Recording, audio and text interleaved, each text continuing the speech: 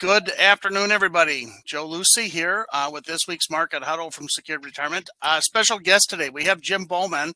He comes to us from AdvisorsExcel Life. Great partner of Secured Retirements here. They help us a lot with identifying, locating, and advanced planning around life insurance from time to time. And Jim himself has got a long history in life insurance and over a dozen years as the president of an organization called AdvisorsExcel, which are one of the top insurance groups in the industry. So today, what we have is a little bit of a twist on Valentine's Day. And Jim, I know that we can't wait to hear your thoughts here today. Welcome to the Market Huddle. Well, thank you very much, Joe. I'm honored to be here. Jim, as we get started here, why don't I know that a lot of what you like to talk about is using life insurance as a asset and not necessarily just the thought of using it as a death benefit. And I guess that, we're excited to hear what you have to say. So why don't I kind of turn it over to you, and why don't you share with the group here your thoughts on life insurance as it pertains to, Valentine's Day. Happy Valentine's Day, everybody. Happy Valentine's Day, Joe. So thank you very much for having me. And, life insurance, I really think of it as two ways. The first way is what most people think about, which is what do you need to replace for a loved one? That's why Valentine's is perfect, because life insurance is for those who you love. I always say, for me, my better half, Jeannie, and our wedding anniversary is today, Joe. So, no kidding. Yeah. So Valentine's Day. So it's easy for me to remember anniversary and Valentine's Day. But, life insurance is really for those who you love. I want to make sure that, when I pass, that she has the quality of life that we're going to have together. And that's what life insurance is for the most part. The other thing is people buy life insurance for one of two reasons. And I've been doing this 38 years. It's they love somebody as much as they love themselves, or in my case, Jeannie. I want her to have a great life when I'm not here. Or they hate the IRS. It's really that simple. So basically, ladies and gentlemen, this is the tax code. And this is Title 26 of the tax code, which also has Section 72 and 7702 and, a whole bunch of other codes all around life insurance. And what this code really says is if you pay a premium dollar, you can get a death benefit for your beneficiaries, income tax and capital gains tax free. And we're going to talk about a scenario or something like that too.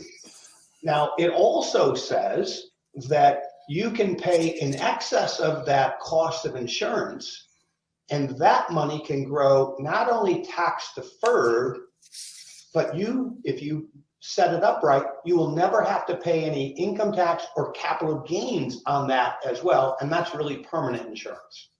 And that's why a lot of people set up permanent insurance so they can grow money and pull it out tax-free.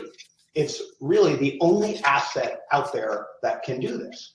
So as you can imagine, I'm really fun at parties talking about life insurance because everybody wants to talk about that, right?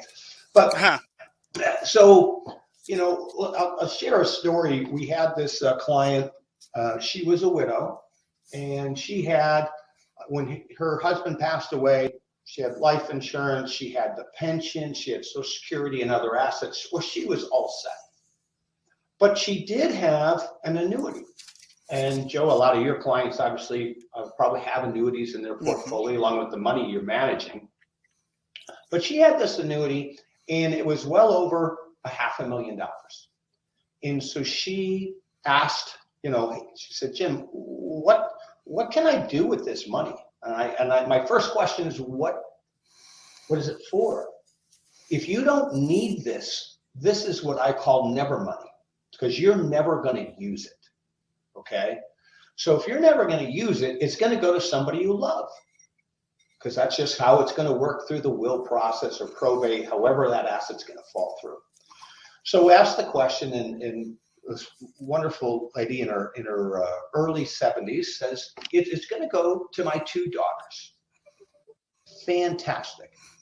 So what we did in that scenario is we just said, listen, if we just reposition this money out of the annuity into a life insurance contract, could we provide more benefit? And in the case was, we could absolutely do that. In this case, we actually were able to almost double the amount that she was going to leave to her 2 daughters. And not only that, it was going to be income tax and capital gains tax free with no impact to her life or her lifestyle, which was really, really powerful. And in that situation, we also were able to, and this is the cool thing about life insurance, and yes, I did say cool. I could even say sexy, Joe. The sexy thing about what this asset class does today that's different what your clients are probably used to is actually there are some unique features today that are all around being able to pay long-term care medical expenses. It used to be the day you pay for the premium for the life insurance, and all that was there was a death benefit for the beneficiaries. But now, and the tax code allows this, you can use those dollars from the death benefit to offset, to pay long-term care medical expenses. So now you have a pool of money off that death benefit that can be used to pay those bills. It is really, really powerful as far as why would you reposition into life insurance? And that's one of the ways. So most people I talk to are used to life insurance for term insurance to pay the mortgage, replace income if you die while you're working, so your spouse and the children could have that quality of life. We are seeing this transition to people who are over 55 that really want life insurance of the asset class for one of 3 reasons. The first being we can grow tax-free money for us to use for supplemental retirement plans. Really, really powerful. We'll talk a little bit about that. The second is to be able to pass on more to the heirs in this never money bucket, so I can leave more for my kids in a better tax position. And then the third thing is long-term care medical expenses. So that's been really, really powerful, Joe. So Jim, when we compare life insurance to other tax-free assets, maybe like Roth IRA. Yep. I know one of the advantages is that there's really no limit to how much could actually be moved into it. What are some of the other advantages around Roth IRAs than life insurance? Because I think that's one of the comments we often get is, I'm retired, Joe. I've been told I don't need life insurance. Why should we consider life insurance maybe as an alternative to an asset class when we're thinking about Roth IRAs?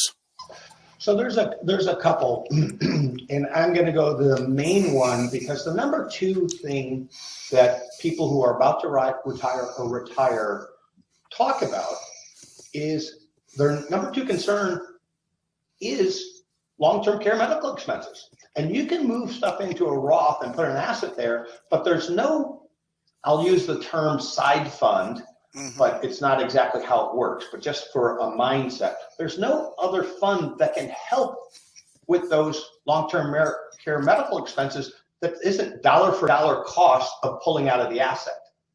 I'll give you an example. In that scenario I talked about, we had purchased $900,000 of death benefit. Now we were putting in $25,000 a year for $900,000. Tremendous leverage there, right? Now off that $900,000, we could use about $550,000 of that benefit to pay for long-term care medical expenses. That's powerful.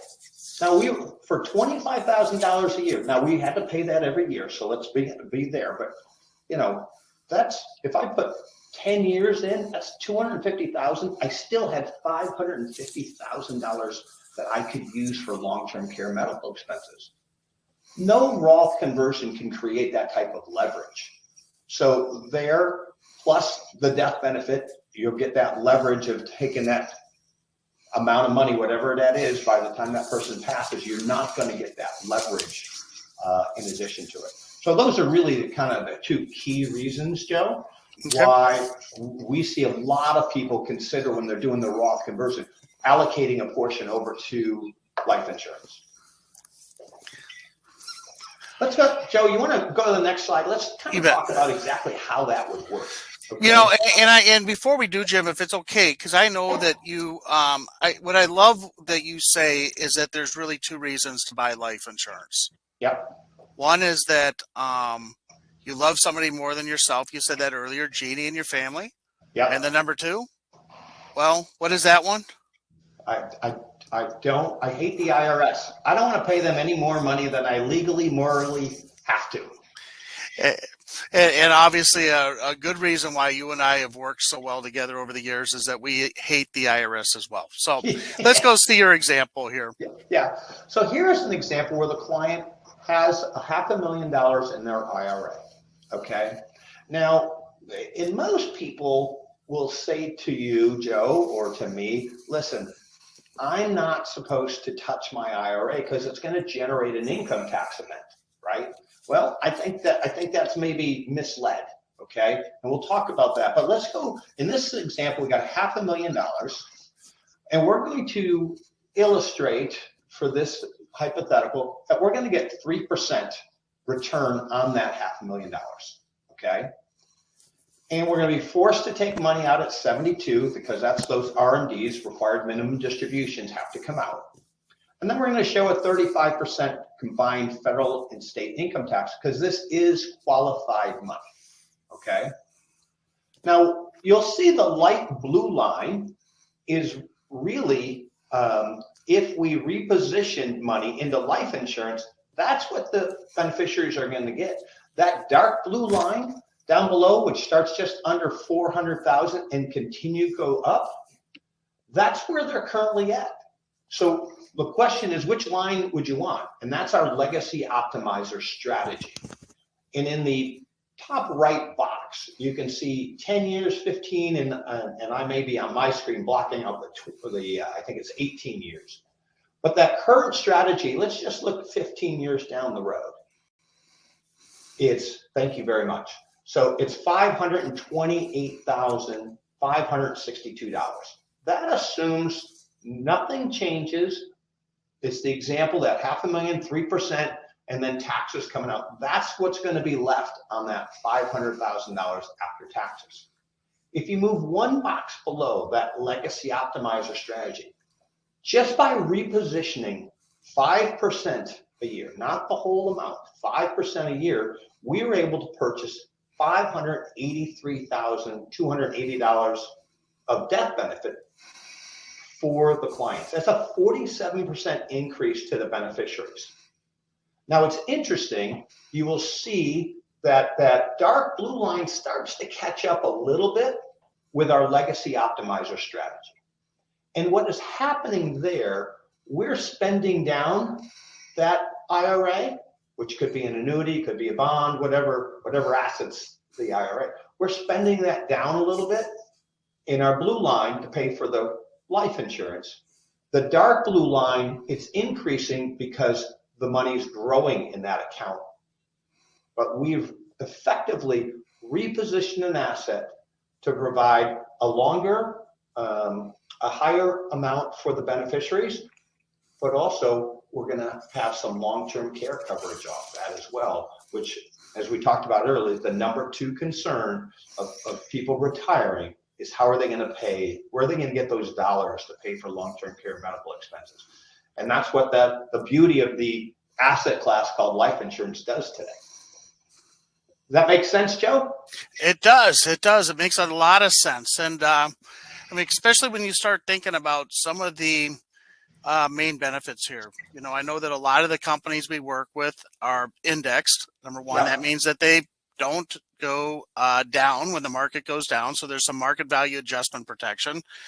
Obviously, the death benefit is tax-free. Now we're talking about having long-term care benefits in it. And I know that we can touch this money if we choose to for a future purchase. We can take this out and go buy a place in Boca Raton as long as it's all properly designed. So a lot of the families we work with, and I'm looking at some of the names that are joining us here today, and many of them have actually explored life insurance and how it works for them. And let's not take away from the theme here today. We're talking today about a twist on Valentine's Day and how life insurance as an asset can be part of that.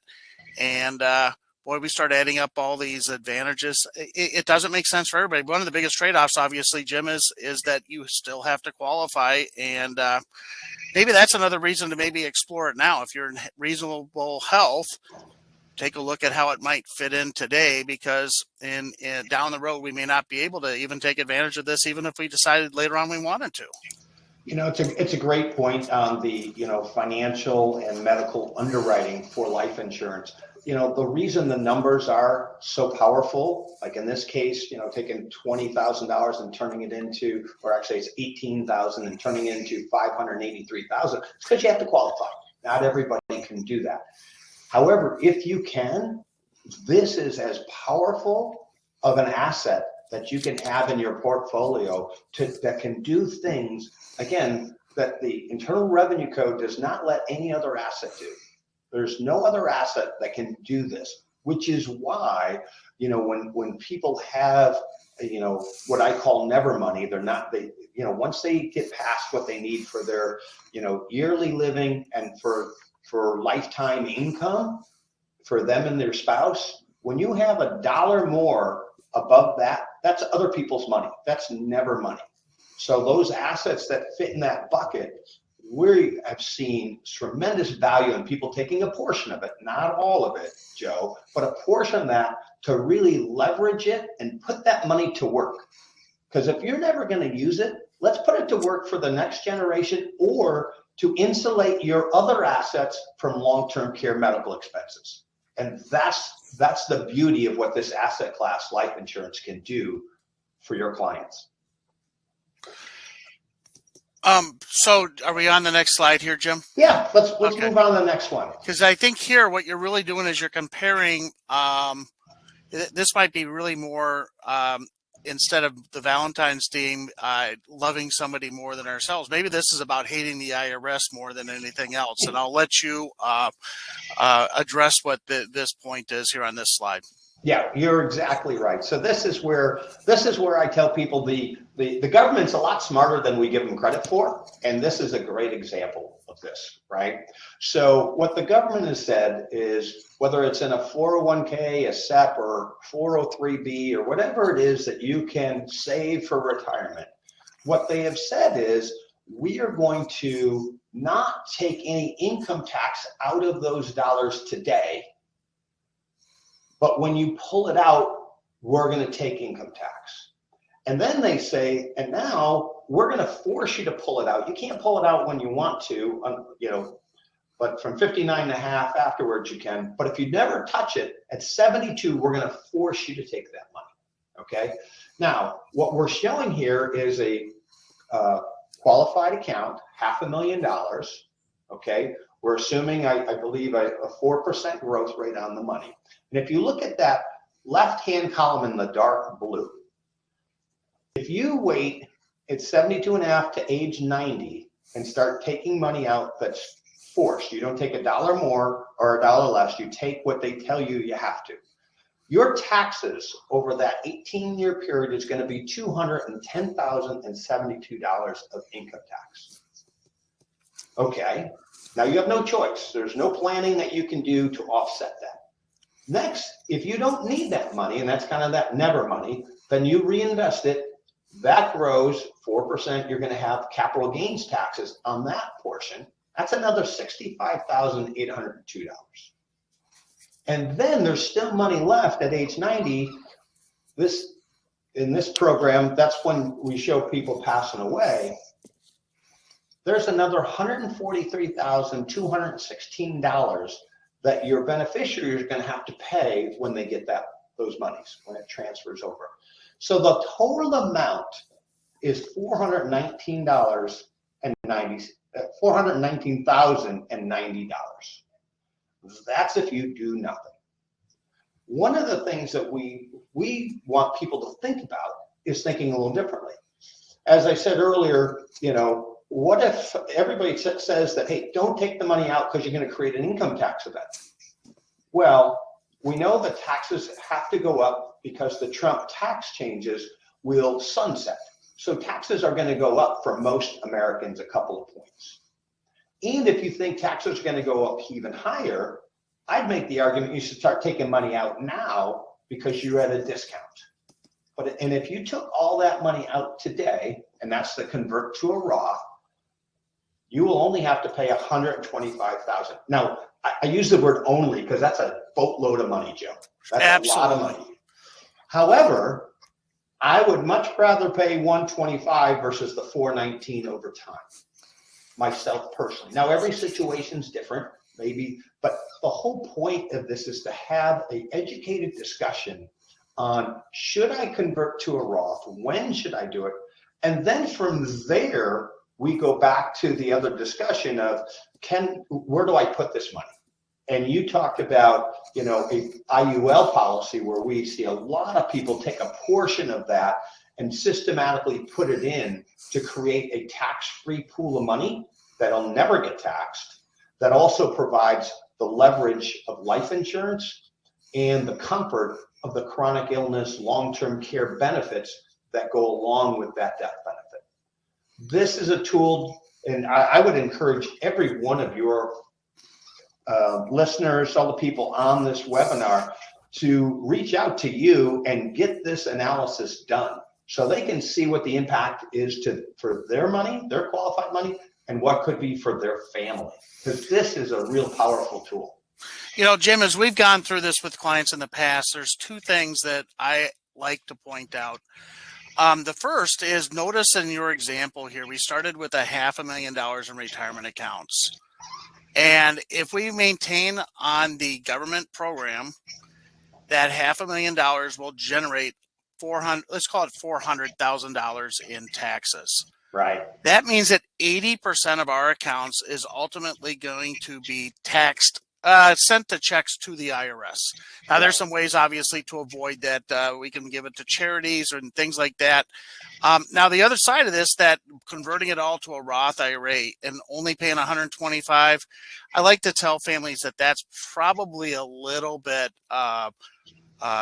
unrealistic. I think it's very hard for a family in this situation to only pay $125. It would take a magic wand and be able to move it in one day all over, and most of us would end up paying higher tax. But the real point here is that there's a difference between the $125 and the $419. And that is the tremendous opportunity. And somewhere between that is where families can often find the benefit of converting from tax deferred to tax-free. I call it the grand illusion. We were all told that we'd put money into these retirement accounts, we'd be paying less tax and find pay tax deferring at a higher amount and taking out at a lower amount. And we work with boomers all day long, and they're all finding, many of them are finding the same thing. They're actually going to be taking and paying tax at a higher rate as they take this money out. And that's really one of the tools that life insurance can be used for.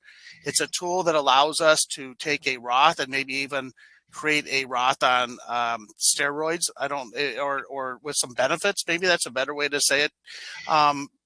But it's about looking at different options, and it's about all the advantages, the death benefit, having the long-term care, the cash accumulation, and the money doesn't have to go up and down with the market necessarily. Jim, I know that recently, and I don't think this is part of your presentation today. Actually, I know it isn't because I don't see the slide, but I want to bring it forward to one other area using life insurance that a lot of our clients are just now finding can be a tremendous resource, especially in a lower interest rate environment. And this is a concept that, Jim, you have coined called Option C. Can you talk about that at a pretty high level? Sure. Knowing that maybe that's something we want to visit face to face with attendees on if they want to look at that more in depth. Sure. So Option C, ladies and gentlemen, really is all about cash. And what are you doing with cash? And we see more and more clients sitting in cash because they're either nervous about the marketplace, they don't want to lose principal. So what we talk about is option A being kind of stocks and bonds, right? And that's where you got opportunity to make money, but you also have opportunity to lose money.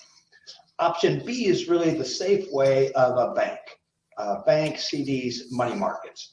And if you're like my bank, and I can pick on them because I use them, Bank of America, I think my money market account gets 0.0019, and then I just got a 1099 miss for a small amount of money, which only makes me more angry that I have to pay taxes on that small amount of money. So that's taxable. My gains on the stocks and bonds are taxable. So it gets a little frustrating what to do with cash because I'm going to be at risk or I make nothing. Option C is actually a way to get the best of both worlds. It is actually a life insurance product that is designed to provide tax-free growth, but it has a floor of 2.5%. It has a cap of 7.75. So relative to getting 0.0019, or even if I'm getting 0.5, I'm going to be ahead of the game. Now, fees, cost of insurance is a part of this. And depending on age and underwriting, will determine whether this is a good vehicle for you. Typically, when we see somebody in their late 60s, 70s, we're looking at 1.4 to 2% of fees off the money. Now it's a no premium load on this. It's designed differently. It's designed to take cash, but we can show a client on a guaranteed basis that they can make 50 basis points at a minimum, maybe more, especially if the index performs, where you could be getting 3, 4, 5% on your cash. And it's not tied up with surrender charges for 5, 10, 15 years. It's actually 100% liquid from day one. Now, it's not ATM money. This money really should sit there 4 or 5 years. But if most of your clients, are the ones that we've dealt with, Joe, they look in the mirror and say, I'm not touching this money for a while, or it's a real emergency. I just want it to do a little work for me. Because right now it's lazy, it's on the couch making you no money, doing nothing. And with inflation the way it is, it's actually losing ground. So that's the option C, Joe. Jim, you talk about it being ATM money or lazy money. The way I like to describe it, this is teddy bear money. It's money that you just want to know is there. You know it's got some time. Everybody should have a certain amount of money that's there for emergency funds. And we know about that is it has to be available. It has to be protected. You want to know that if you go up on Saturday morning, you can pull it out. This is not that kind of money, but it's also not the money that you want to for wealth accumulation necessarily that's going to be up and down with the markets. It's for money that you want to keep protected. You just sleep better at night knowing that it's going to do better.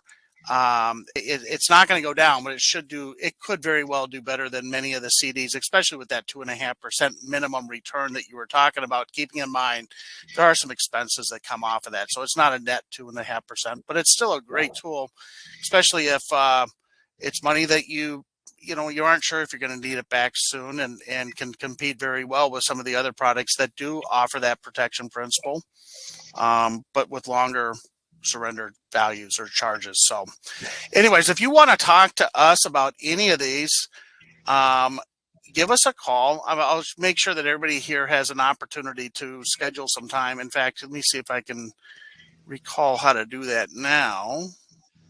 And if you want, you should be able to click on a link that I just put up there if you would like. Nope, maybe I didn't yet. I got to hit publish. But anyways, there you should see the link. And if you'd like to schedule some time, let's make sure we set aside some time. Hey, Jim, before we kind of wrap up here, is there any, again, we're talking about the theme of life insurance and thinking about doing something nice for your sweetie. Is there anything else that you wanted to, that we thought that any of the attendees would want to know about life insurance? Well, about life insurance, no, but for the men on there, diamonds are always good for the wife on Valentine's Day. So that would be my recommendation, Joe. I'm lucky. Patty gets she's happy if I can go to C's Candy and get her some chocolate. So um, Well, you're a lot nicer guy. I obviously must be in the doghouse a lot. well, we did have a bigger anniversary, and she let me know that it was time to, we got married. We didn't have a whole lot, and what I could afford was a little tiny diamond, and somewhere along the way, she did ask for something a little bit larger. So we took care of that a couple years ago during our anniversary. It wasn't Valentine's Day, but either way, Mike is asking us here: can an insurance company use a pandemic death as a reason for not paying off life insurance? I think that that's actually a great question, and maybe one that a lot of people can you, at a very high level, Jim, without getting too much into it, maybe answer the question, but then talk a little bit about how the COVID pandemic may have impacted what we're seeing in life insurance in today's environment. Yeah, no, that is a great question. And I think there's some noise on the internet talking about how companies are denying claims because of COVID-19. That is false. An insurance company cannot deny claims because of a pandemic. I've talked to, we represent 42 different insurance companies. I've talked to them about their mortality and mortality experience. They have seen an increase in claims because of COVID-19, but it's nothing that any of them are worried about from a reserve or being able to make their claims by making those death benefit claims. So no, they cannot do that. The only time an insurance company can deny a claim is if in the first 2 years of contestability, every life insurance has that, there is misrepresentations in those applications, or if there's what would mean fraud or a suicide claim. Other than that, they pay the claim. I've not seen anybody not pay the claim for either COVID or any other death for that matter. Jim, while I still have you here, Gary asked a question about the example we did with the cash value, and I'll kind of bounce back to that. The cash value in this, Jim, if I'm not mistaken, this does not show the cash value in this, does it? This does not show the cash value, and that's something that in the design stage, we would design based on what the client's goals are. We could ratchet it up for more cash value, and in this case, I would say we're trying to minimize the cash value, because what we really want to do is maximize what we're going to leave to the next generation in the form of death benefit. But there definitely is cash in the contract. I don't know I'd be guessing, and I don't want to do that to your audience off the top of my head of what that would be here, but this is not a term insurance deal. There is cash involved. Well, and Jim, I often will tell families, life insurance is always there to protect income first. Right. I mean, whether you're 30 years old or 25 and just starting off a family, and you want to make sure that if dad doesn't make it home, that the kids and the family can stay in the house and protect things. But at those younger ages, because of a lot of times the finances or the amount of money that might be able to be worked with, oftentimes we're maybe going to try to just do something that's temporary to try to fix something and get the most benefit for the cost. A lot of times what we find is retirees, because they might be moving money from the retirement accounts like you showed in this slide here, but yet they want to make sure that there's access to cash. That's where some of the life insurance with the cash value. So, we've always had these two levers: how much life insurance for the premium, or how much cash value, and maybe having a smaller premium. But I know a third lever out there is how well do they provide benefits around long-term care. So that's kind of the three levers. And again, if you're not working with us, or if you'd like to spend some time, and we can it starts with the discovery, of course. What are we trying to do? But how do we manipulate or work with those three levers to make sure we put together something that's right for you? Jim, I'm going to wrap up unless you had any other quick comments here. No, Joe, thank you very much. And I'll just say it's, Valentine's Day life insurance is for those you love, and when you hate the IRS. That's a great point. Now we're talking about those that we love. I shouldn't have said that. Next week on Monday, we are going to be closed for observance of President's Day. So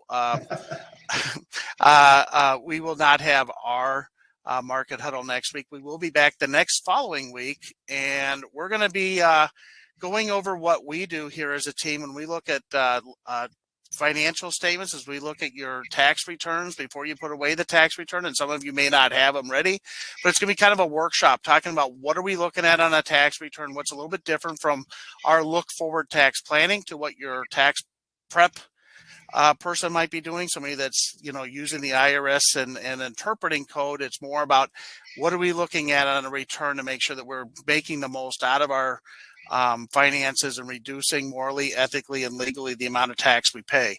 And then the following week, we're going to have something that Angie, who's our marketing director, is real excited about. And she's going to talk a little bit about, it's still a financial product, but how do we make sure that we're protecting ourselves around our social media accounts?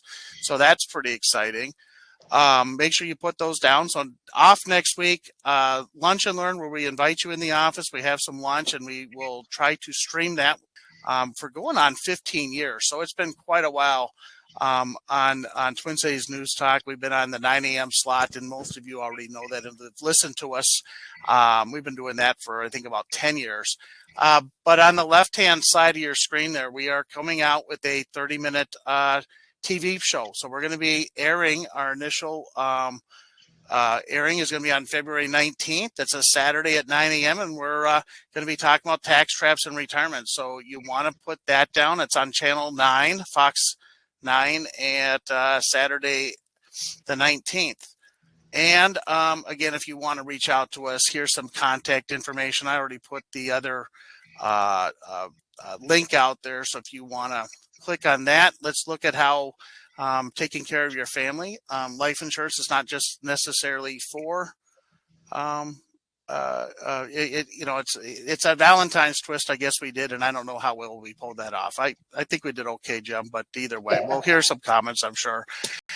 With that said, I don't know if we have anything else this week, so I don't see any other questions. So with that said, how about if we just wish everybody a good week, and back again in 2 weeks. Again, that's a Lunch and Learn. So if you want to visit with us in the office, make sure you give the office a call. We have to keep that to no more than 24 attendees. So first come, first serve, and then we'll make sure that we are doing a stream for those that can't get out of the office or something. Any last comments, Jim?